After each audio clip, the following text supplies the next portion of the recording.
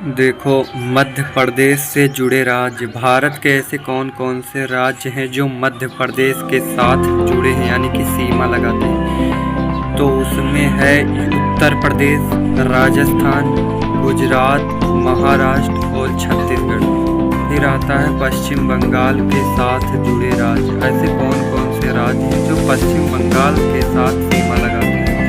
तो वह है बिहार राज्य, झारखंड राज्य, उड़ीसा राज्य, सिक्किम राज्य और असम राज्य। अच्छा, देश के नाम बताओ जो पश्चिम बंगाल के साथ सीमा बनाते हैं। उसका नाम है बांग्लादेश, भूटान, नेपाल। आंध्र प्रदेश की तटीय सीमा का क्या नाम है। तो आंध्र प्रदेश की तटीय सीमा का नाम बंगाल की खाड़ी है। बंगाल की खाड़ी से जुड़ी है। आंध्र प्रदेश की जो तटीय सीमा है वो बंगाल की खाड़ी से जुड़ी है। फिर जो है जियोग्राफी। जियोग्राफी क्या है। जियोग्राफी दो शब्दों से मिलकर बना है।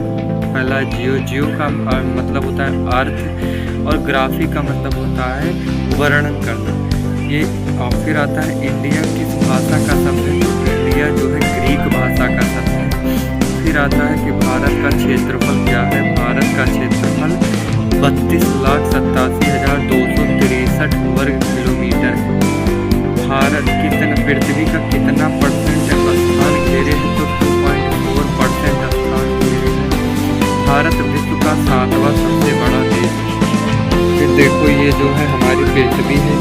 पृथ्वी पे यहाँ पे जो ये वाली लाइन है, ये वाली लाइन, इस वाली लाइन को कहते हैं कर्क रेखा, और इस वाली लाइन को कहते हैं भूमध्य रेखा, 0 अंश की रेखा, बृहद रेखा, विषुवत रेखा। इस वाली लाइन को हम मकर रेखा या दक्षिण अक्षांश कहते हैं।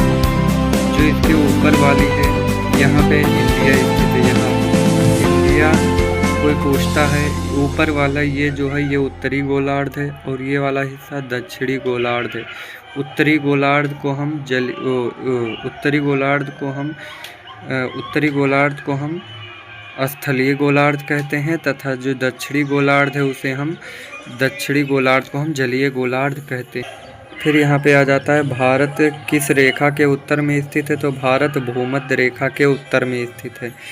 भारत किस गोलार्ध में स्थित है। भारत उत्तर पूर्व गोलार्ध में स्थित है। भारत किस कटिबंध में स्थित है। तो भारत उष्ण व उपोष्ण कटिबंध में स्थित है। फिर यहाँ पर भारत का क्षेत्रफल यहाँ पे लिखा है। क्षेत्रफल के हिसाब से विश्व के 10 सबसे बड़े देश। पहला है यहाँ पे रूस है, फिर कनाडा है, फिर अमेरिका है, फिर चाइना है, फिर ब्राज़ील है, फिर ऑस्ट्रेलिया है, फिर भारत है। भारत जो है 7वें स्थान पर आता है।